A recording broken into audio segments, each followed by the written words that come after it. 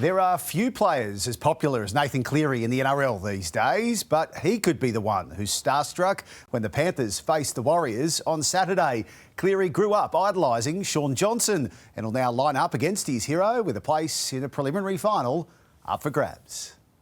It's the NRL's finals launch, and for the Penrith Panthers, it's something they can almost diarise at the start of the season. And they're keener than ever for another October celebration. Is the hunger there for you to go for this third one? Is it the same as it was?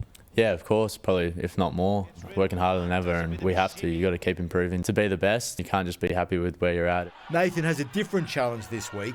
He's facing off against a player he says has been the best half this year. But for a young boy who grew up in New Zealand, Shaun Johnson is more than that. I'm not shy to say that I was a massive Warriors fan. It was on your wall at home. I was a big Shaun Johnson fan, so it's a full circle moment. Really cool to be able to come up against him in a big game, and looking forward to it. He's been the best halfback this year. So Did you used to get his autograph or a selfie when you were young? No, I was too shy. I used to just like being around him and got all shy. Pretty good idol to have, isn't it? Yeah, definitely. I think most kids around my age in New Zealand at the time would say that he was their idol, and it's just a freak player. Cleary nominated the Broncos as the biggest threat this year.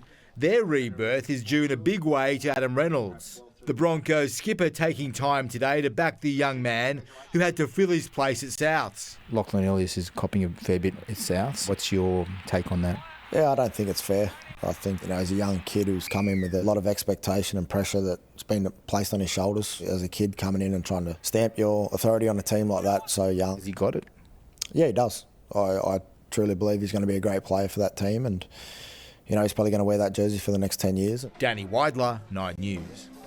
The Roosters are sweating on the fitness of Joey Manu as the centre battles to overcome a hamstring strain ahead of Saturday's elimination final against the Sharks. After a devastating injury run of their own, another Rooster is desperate to make sure his first finals campaign is a memorable one. The centre of attention at Roosters training today after missing last week's win against the Rabbitohs.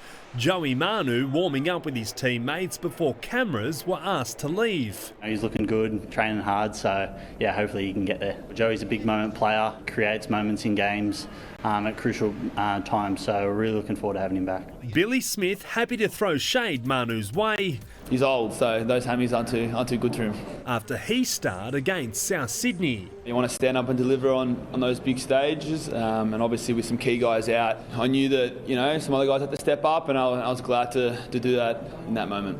The centre got so caught up celebrating his try, he didn't realise he accidentally hit a security guard. I didn't know that I hit him until after the game I got off the field, and obviously by then it's kind of too little too late. So yeah, I've reached out, hopefully didn't hurt him or anything like that. Oh, sorry about that, next time I'm trying to carry on too much. But Smith has plenty to be excited about as he prepares for his first final. The 23-year-old fighting back from 3 torn ACLs, the latest in July last year. What were you doing 12 months ago?